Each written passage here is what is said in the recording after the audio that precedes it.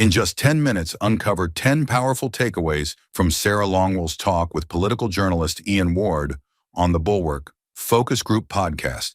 They discuss J.D. Vance's rise, the new right's bold agenda, MAGA's future, and why Vance might replace Trump, ignore courts, and end liberal America as we know it.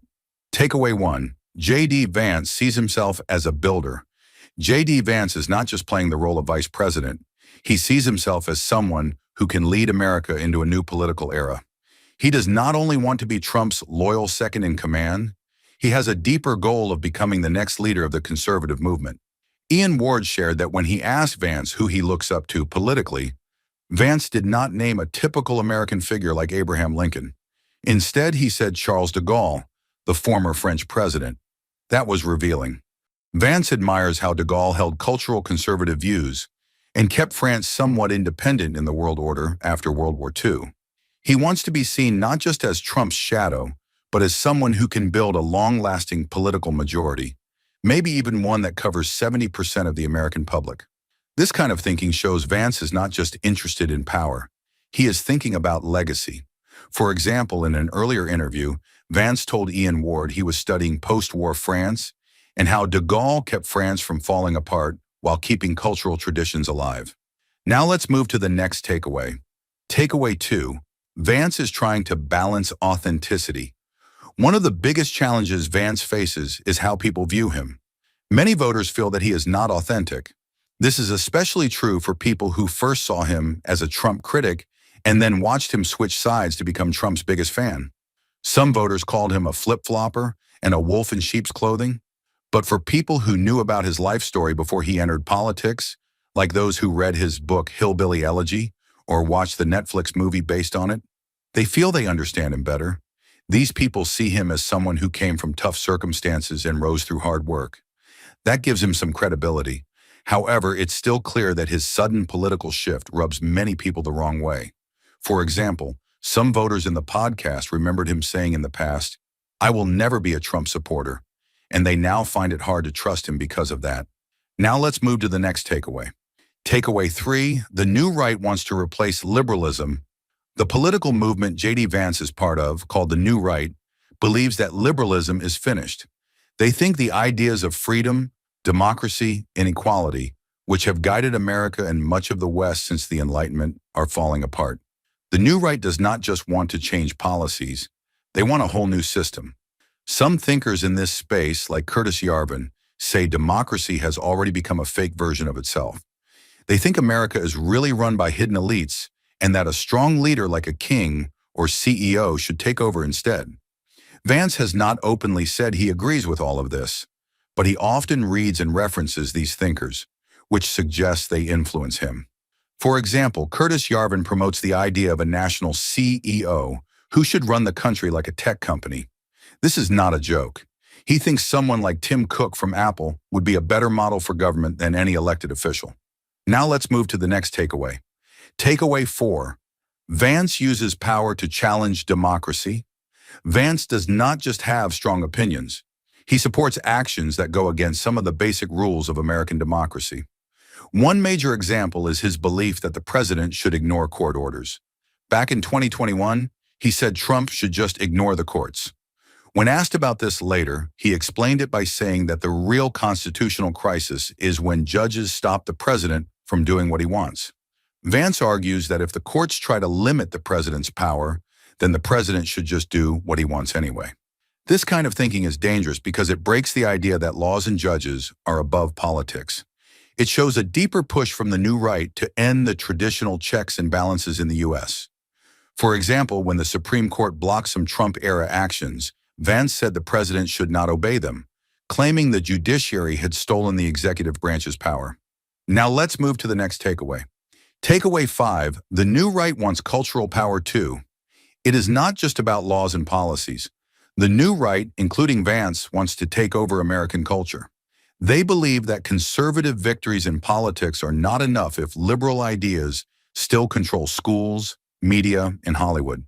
That is why they talk about taking control of places like universities, the Kennedy Center, and even Netflix. Vance and others think that real power must include cultural power. This idea is not new, but it has become a lot more serious in the last few years.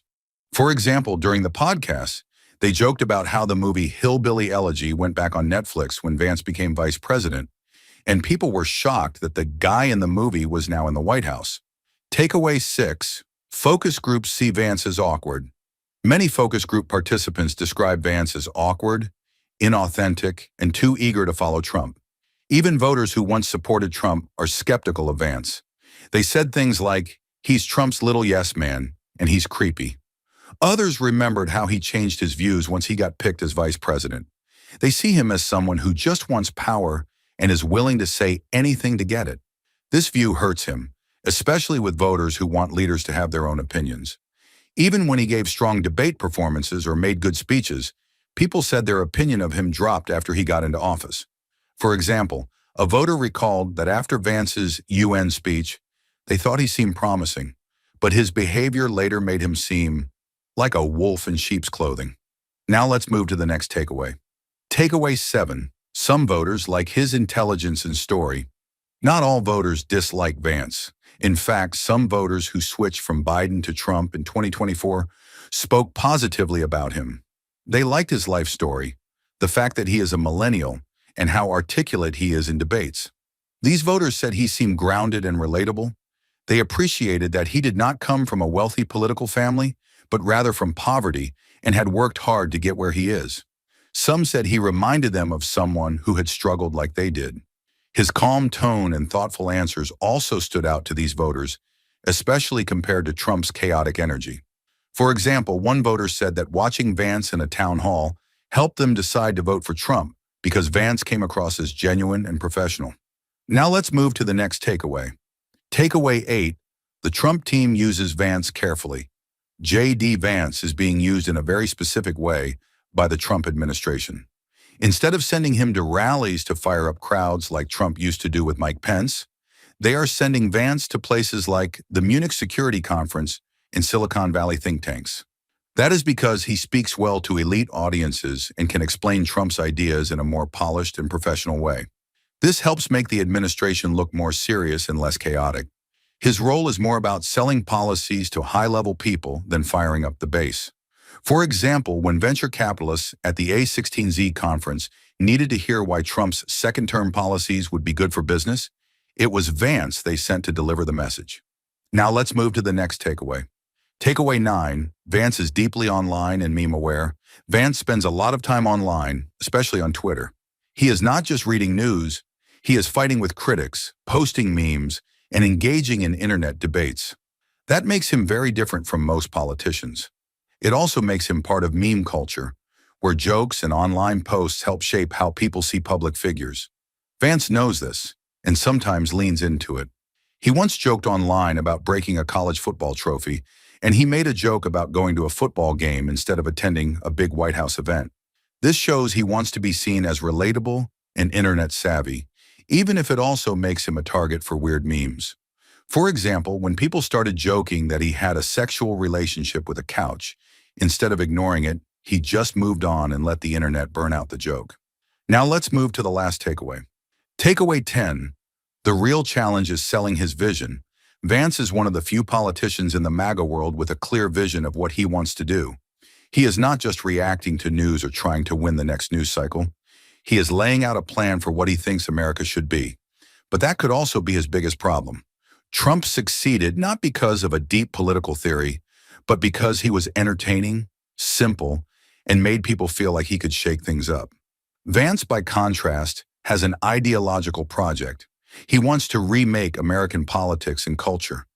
That kind of intellectual message might be too much for everyday voters. Many just want jobs, safety, and to feel proud of their country again. For example, Vance often explains complicated ideas about post-liberalism, but most voters still ask, what does he actually do? Or, why should I care? Here is a brief introduction about Ian Ward. Ian Ward is a political reporter at Politico Magazine, focusing on the conservative movement and the American right. Before joining Politico full-time in 2022, he contributed to publications like Vox and the Portland Press Herald. A graduate of Bowdoin College, he is based in Brooklyn, New York. Thank you for watching. If you'd like to support this channel, hit the thanks button below. It really helps us keep going. If you enjoyed this summary, please leave a like and share it in your WhatsApp groups. To join discussion about this video, drop a comment below. And for more videos like this, hit the subscribe button below.